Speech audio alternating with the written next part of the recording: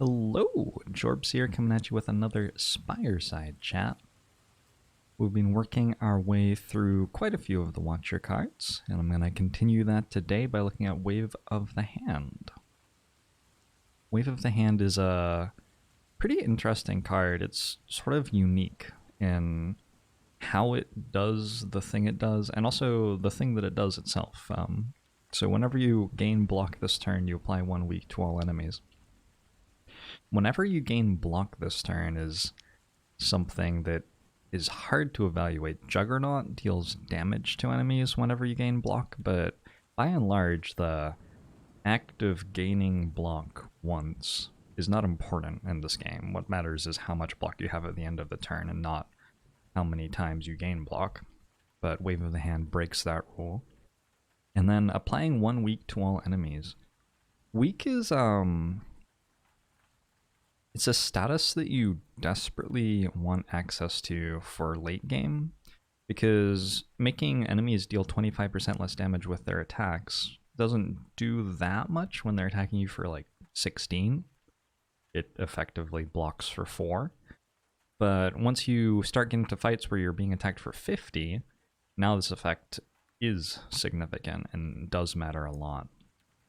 So weak tends to be an effect that is slightly more valuable the later and later you get into the game.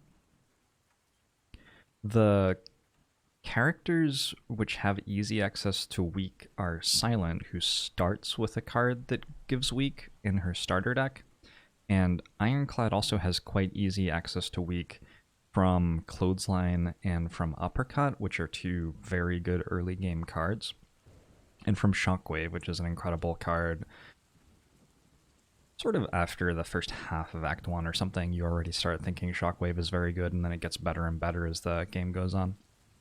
Defect has quite a lot of trouble making things weak, has access to Go for the Eyes, and then there are always colorless cards which you might pick up from a store or other event.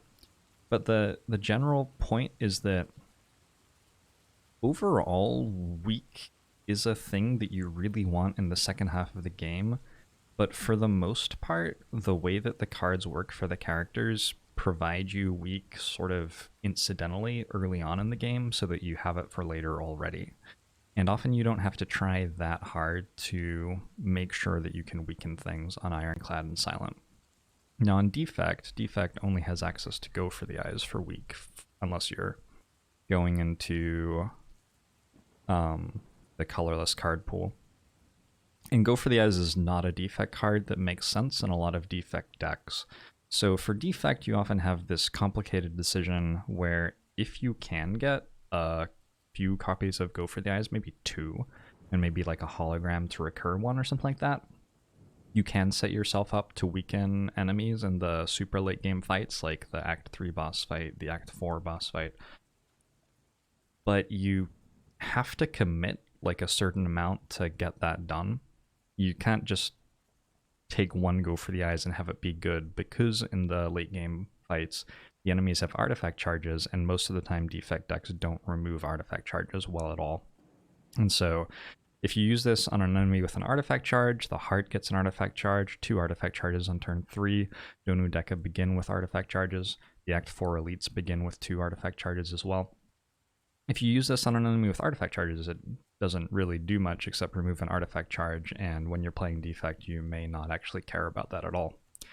So Ironclad and Silent sort of incidentally get weak early and have very strong cards to do that with. Defect has trouble getting weak at all, and can sometimes scale to a point where Defect doesn't really need weak to win a run anyway if you get multiplicative orb scaling going. Watcher, when you look at Watcher's weak availability, has very little that lets her weaken things. There's Sash Whip here that applies 1 weak to enemies if the last card played this combat was an attack. This is an okay common to pick up if you need some damage early, but I wouldn't say that it's one of the best commons. And the reason that I wouldn't say that this is one of the best common attacks to pick up early is that weak isn't that great early on in the game, and also that Wave of the Hand is so utterly insane at weakening things that the fact that your common attack Sash Whip is going to be weakening things when you play it just doesn't matter very much. So if you play Wave of the Hand, and the upgrade here applies 2 weak to all enemies and honestly isn't always needed, depending on how good your deck is exactly at gaining block every turn, you're often going to like apply 8 AoE weak to everything. Let's think about ways that you can gain block in a turn. One is Talk to the Hand. It's a very premium Watcher uncommon for block engines, and if you have Talk to the Hand debuff applied to something, then every time you attack it, all of a sudden you're gaining block and weakening stuff. And you can attack multiple times in a turn with Watcher. Watcher has access to cards like Flurry of Blows, which may let you attack a lot of times. Talk to the Hand actually procs... it procs every time that you hit, which is weird because it's worded like it doesn't, right? But if you attack with an attack that strikes twice, for example, Flying Sleeves, this actually procs Talk to the Hand twice, not once. And so there you've got 4 stacks of weak off of Flying Sleeves just with the Talk to the Hands in play.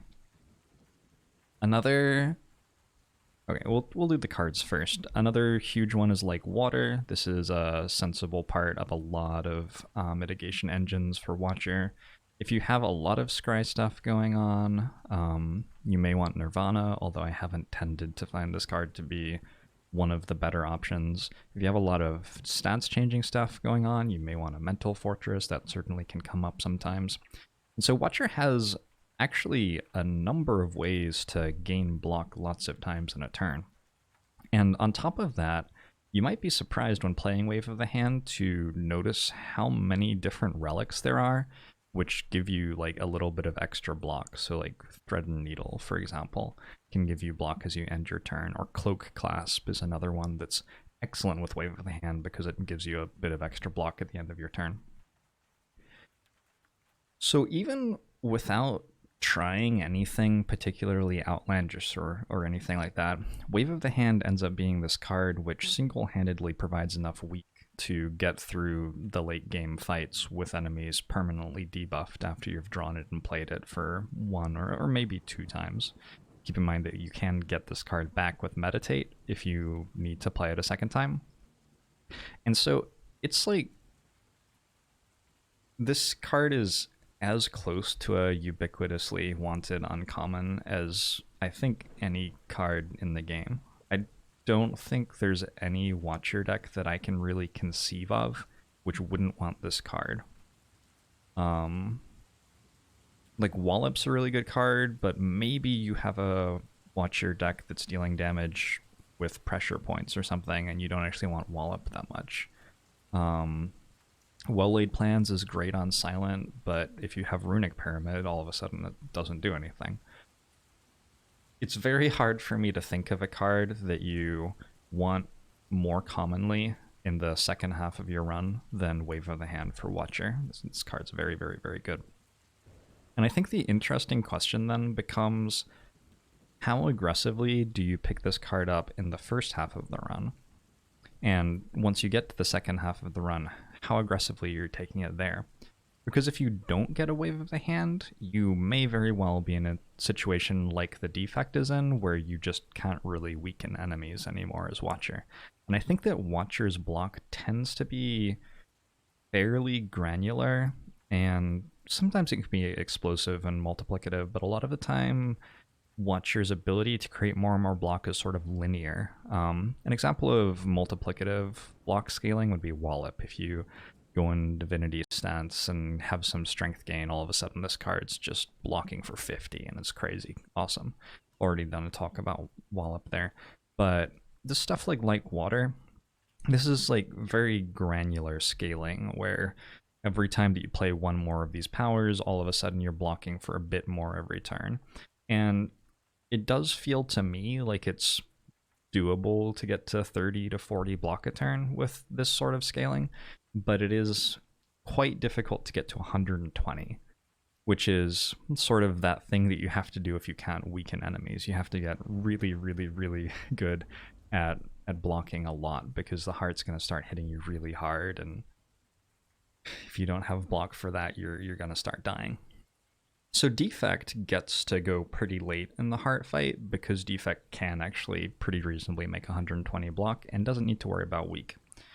Watcher, without access to weak, is going to have trouble winning the heart fight if it goes very long, but can get away with winning the heart fight earlier, because Watcher does often have better front loading than Defect. And so ultimately, I think the answer to the question is like, you take Wave of the Hand very aggressively, but probably in the first half of the run, if Wave of the Hand is interfering with your ability to kill Gremlin Knob in particular, but also perhaps Sentries, it's not necessarily the greatest card against. Keep in mind that as you go through the run, not only does weak get better, but also you get better and better at gaining block multiple times in a turn. So like halfway through Act 1, this card may not actually weaken things much at all. Yeah, and then in the second half of the game, I think if you don't have a Wave of the Hand, you take it over almost anything. Unless you have a deck which is incredibly multiplicative in the way that it scales with its block, like the Divinity Wallop sort of deck, you can maybe get away with not taking Wave of the Hand when you're looking at a card that is very important for the execution of the like main strategy that you have for blocking. Or if your deck is very, very aggressive to the point where it's going to be ending boss fights in like 5 or 6 turns, you may there be able to get away with Wave of the Hand, especially if you have like a Tori or an Incense Burner or something like that to cover you for block in a different way. That's generally how I'm thinking about this card. It's actually been helpful for me to think through this because, yeah, like I said, and I still think this is one of the most, if not the most ubiquitously desirable card in the game for any of the characters. Like, the thing that it does is just so extremely commonly valuable that you just want this card in your deck at the end of a run. And a lot of the time, the way that I think about this game in order to try to get better is I look at a card and I'm like, what situations can I get something out of this card that I wouldn't be able to get something out of them if I hadn't thought about this? Like, maybe I'll be in some run and I'll be like, oh my god, there's no way I could possibly win. And then I'll be like, oh wow, no, Tantrum does this special thing that I didn't realize. With Wave of the Hand, this card's so strong that it's almost more valuable for me to be thinking about it the other way. Like, what situations can I see Wave of the Hand and have it actually be correct not to take it? And I think we did a pretty good job of outlining some of those in this video. So, thanks for hanging out. Hope you enjoyed the chat about Wave of the Hand, and I will see you next time.